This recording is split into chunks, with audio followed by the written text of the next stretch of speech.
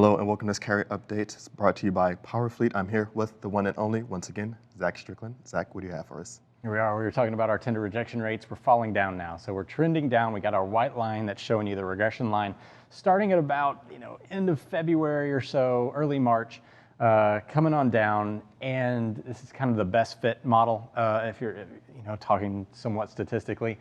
And you can see there's a little bit more gap between the bottom and the white line that I have here. So the regression line and then these little gaps starting to expand a little bit. That's an indication of acceleration in our downward trend. The market is not getting loose like extremely quickly, however. I mean, that's not what the takeaway is here. It's just simply that over the last probably month or two, we've seen a little bit of slight acceleration in that downward trend. Rate increases taking hold, a little bit more consistency in the expectation of the freight patterns across the United States. We talked about Savannah and Houston being super active ports over the last, in March and April. That's kind of stabilized a little bit, even though they're still very active, but now carriers know that they're going to see a lot more freight coming out of these areas. So it's becoming a little bit more manageable overall. Not tremendously so. If we look at our outbound tender volume index and show the demand side, remember this rejection rate sitting down here close to where it was in February. Demand still as high as it was in February. So it's not, there's no easing going on in terms of like overall freight demand and freight flow through the United States. 15.6, we tend to bump up against this 16K point. We kind of call it the theoretical threshold of how much shippers can actually ship. Or how much they're going to request. So they're just not, the infrastructure isn't there for us to push enough freight out. And obviously the capacity threshold is right around the same level as we get closer to that 30% tender rejection rate. It just does not get a lot higher. There's so much more weight and so much more energy needed to kind of break through those points. And so Zach, you just mentioned something, carriers know. Yeah. And that makes, I won't say a world of a difference, but we can see how volumes, the demand is still very much there. We see slight easing, use that word very loosely, no relation to the conditions of the freight market, but slight easing in the outbound tender rejection index here.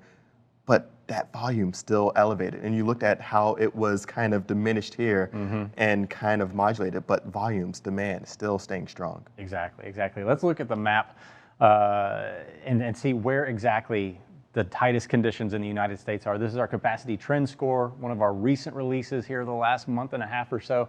The darker the blue, the tighter the market. And of course, I combine that with our market share here. So the taller the market, the more outbound volume there is in that market. Atlanta, the single largest market in the United States, along with Ontario out west, you can see they're the taller markets and they're both extremely dark blue, indicating these are going to be some of the tighter areas of the United States right now. I don't think that's any secret by any means, but if you look around the country and see some of these like patterns emerge right through this corridor here in the Midwest, through Illinois, Missouri, we still have a lot of tightness here. Hutchinson, Kansas, that market out there showing some tightness, and that's kind of out in the middle of nowhere. Carriers have trouble getting into that market because there's just not a lot of activity in general. So. And then we've got Houston down here in the lighter colors. So that's an indication that it is one of the looser markets in the country, even though it is relatively tall. So carriers have figured out for the moment, at least in relation to the rest of the country, Houston, we've got you covered. Again, a lot of short haul freight coming out of Houston, though, compared to a lot of these other markets. Atlanta, average length of haul around 600 miles. Dallas, similar story. Houston, about 450 miles per load. So long haul freight definitely has a lot more impact to capacity, because the carriers cannot simply get back quick enough. Down here around, Florida, generally always a lighter shade of blue, if not pale white. Phoenix, Arizona out there, also one of the looser markets in the country right now. Definitely. And so Zach, tell me a little bit more about Atlanta. It's like every single map I see, Atlanta's active. Yeah, Atlanta, obviously one of the largest markets in the United States always. It's in the top 2 or 3 consistently, combined with that Los Angeles, Ontario combo out west.